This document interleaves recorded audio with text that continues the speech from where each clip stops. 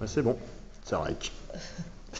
Voilà, donc on est là parce que vous êtes en concert en soutien à On se bouge, hein. Ouais. Donc bah déjà, je voulais savoir pourquoi vous prenez le temps de vous déplacer pour soutenir cet assaut et qu'est-ce que ça inspire à l'Ofofora. Bah d'abord parce que on a été bien reçus, on a eu un beau contact avec les gens de l'assaut On se bouge quand on est venu jouer il y a 2 ans pour jouer pour le Chapeau Rouge et je sais plus comment j'ai été au courant en premier de ce qui leur arrivait, quoi, enfin de la fermeture de la salle avec l'arrivée de la nouvelle municipalité, de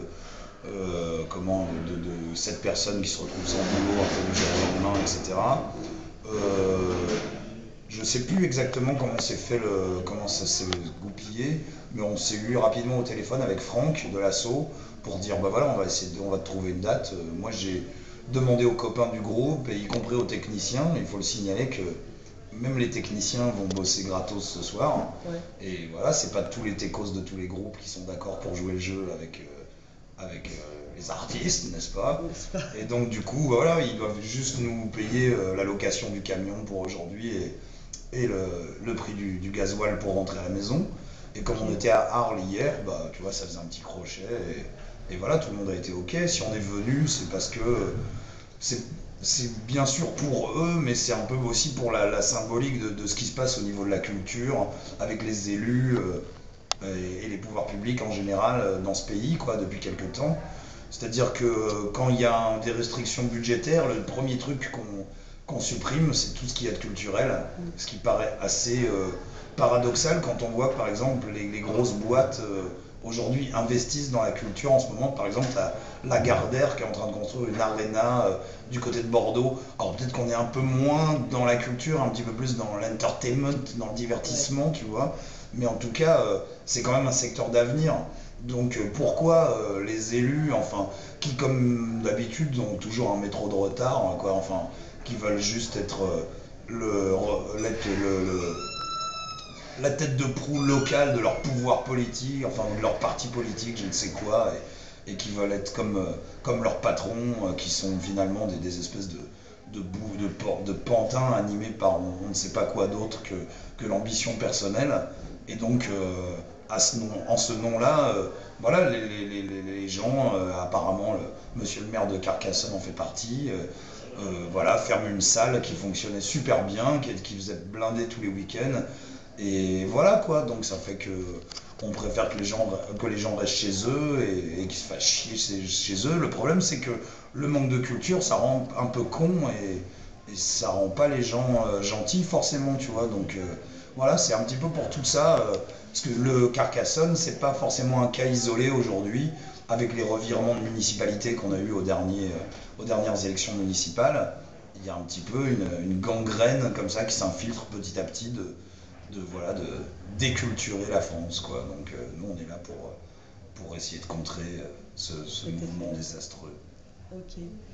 Bon, alors du coup, par rapport à ça, ça va rejoindre ce que je voulais te demander. Donc on est à quasiment 25 ans de l'Ofofora. Ouais, Ce week-end, on célèbre les 25 ans de la chute du mur de Berlin. ouais.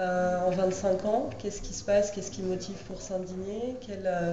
Quel effet de mouvement dans la société? Et qu'est-ce qui fait que l'Ofofora est encore là et a encore un message à passer? Bah, ce qui fait qu'on est encore là, c'est qu'on n'a pas pris trop de drogue déjà, donc on est encore vivant dans un premier temps. C'est qu'on s'entend bien, donc on a encore envie de faire de la musique ensemble. Et ce qui peut nous stimuler, éventuellement nous fâcher pour nous donner envie de faire des morceaux énervés, bah franchement, il y a tout un catalogue, hein. C'est des raisons, c'est vraiment pas ça qui manque, quoi. Que ça soit des raisons purement franco-françaises ou des raisons plus globales. Enfin, je sais pas, si on a 3 heures, on peut en parler, quoi, mais je sais pas. Un jour, je ferai peut-être une chanson sur l'eau potable qui va commencer à manquer et le rapport qu'on a à la planète, par exemple, c'est quand même déjà un truc. C'est une des premières choses qui, personnellement, me hérisse le poil dans ma vie de tous les jours, quoi. Mm. Parce que, par exemple, dans ces 25 ans, on est quelques-uns à avoir fait des enfants aussi. Et que voilà, quoi, quand t'as des gosses, je pense que t'as envie que le monde soit un petit peu plus confortable pour eux qu'il l'était pour nous. Et c'est pas dans ce sens-là que ça a l'air de se dessiner. Donc ça fait un peu chier. Moi, j'avais un grand-père qui avait fait la Seconde Guerre mondiale, qui avait été bien actif sur ce terrain-là, on va dire, quoi, et qui me disait toujours, si nous on a bouffé toute cette merde pour que vous ayez pas à le faire, bah, je suis content d'avoir quand même traversé ça. Donc bah, j'aimerais bien voir un peu plus de gens aujourd'hui avec cette mentalité-là, de dire qu'il y a peut-être des efforts à faire aujourd'hui pour les générations futures. Donc ça c'est un peu une chose qui peut motiver exactement. Qui entretient. Bah, du coup justement en fait ça rejoint là aussi. On a grandi, on a un peu la génération qui avons grandi avec le symbole de Malik Oussekine. Ouais. Là aujourd'hui, aujourd'hui il y avait d'ailleurs des manifs, notamment des grosses manifs qui étaient interdites par les pouvoirs publics. Ouais. À Rennes, à Toulouse notamment, pour la commémoration de la mort de Rémi Fraisse. Ouais. Voilà, donc là on est sur les luttes sur les ZAD, etc.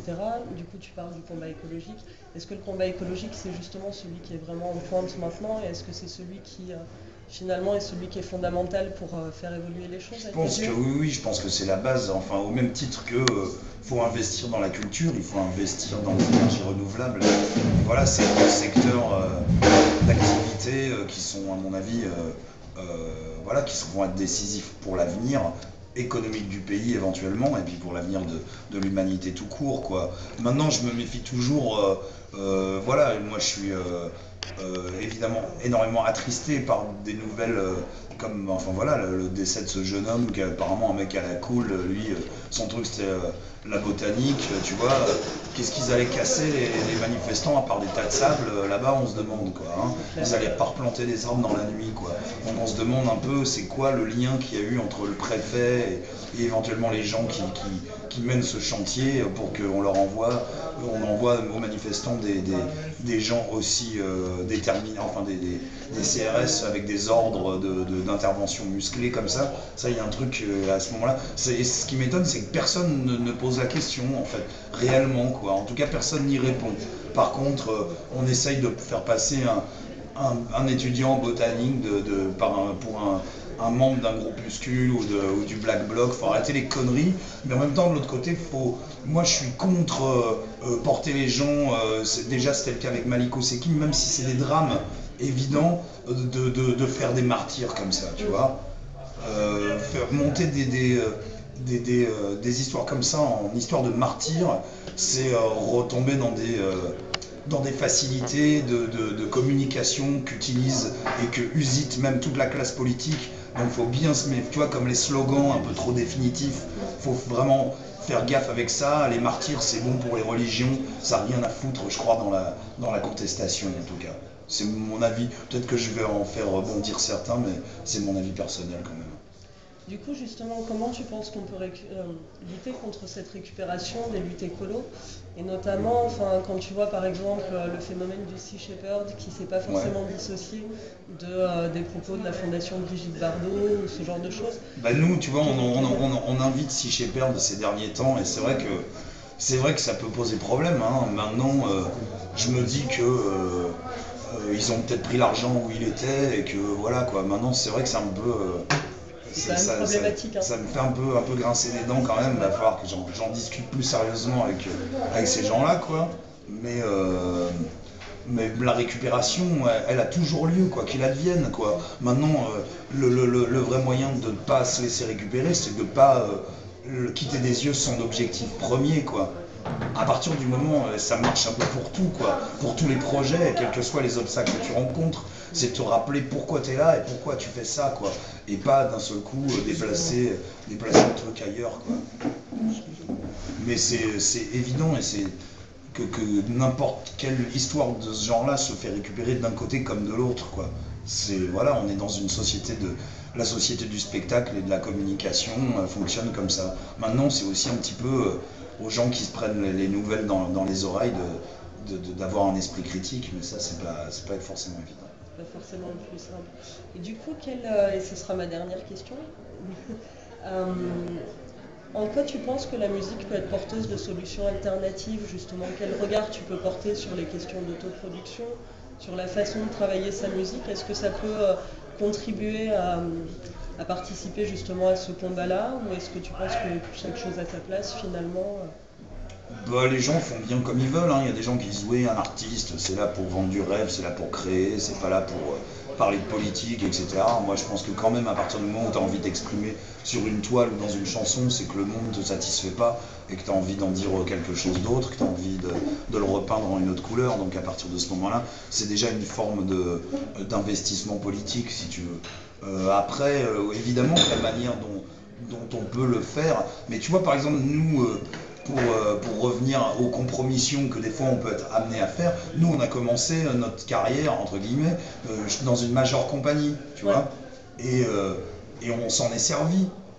Voilà quoi, je pense que peut-être que si on n'avait pas eu ce tremplin-là à ce moment-là, peut-être qu'on serait peut-être même pas là aujourd'hui, peut-être que ça aurait jamais démarré. Donc je pense que des fois, faut pas, je veux dire, les enculés d'en face, ils n'ont pas de scrupules à servir. Tu vois, regarde, quand tu vois que les partis anti-européens se présentent aux élections européennes pour avoir l'argent de Bruxelles, qu'est-ce que toi tu vas avoir des scrupules, tu vois, aller prendre le pognon là où il est à un moment donné, quoi. Non mais c'est vrai. Oh, ouais. Moi je pense que l'argent propre, ça n'existe pas. Voilà. Donc à la base c'est un truc pérave, quoi. Donc l'argent propre ça n'existe pas. Donc autant se servir quand on a des opportunités, si on sait garder la tête froide, évidemment, quoi. Maintenant, nous, on est très fiers d'être sur un label indépendant. Pour nous, c'est beaucoup de liberté. C'est peut-être moins de moyens pour faire, je sais pas, des projets. Comment on n'est pas. Enfin, on n'a pas des moyens pour faire des 15 clips par album ou des trucs comme ça, mais au moins on est avec des gens avec qui on est en confiance, on sait que c'est des gens qui bossent pour promouvoir une diversité culturelle, quoi. Et c'est quand même vachement important, voilà, quoi, de savoir que l'argent qu'on peut éventuellement rapporter à notre label, plutôt que se dire que mon DA il va rouler en Porsche et qu'il sera content, ben, je sais qu'ils signeront plutôt des jeunes groupes dont personne ne veut et en lesquels eux vont croire, quoi. Donc quand tu sais que tu participes à ça, tu te sens un petit peu évidemment un peu plus en phase avec tes idées que quand tu es dans une majeure compagnie, évidemment, quoi. Mais les majors ne voudraient pas de nous aujourd'hui, de toute façon. Voilà, on est grillés.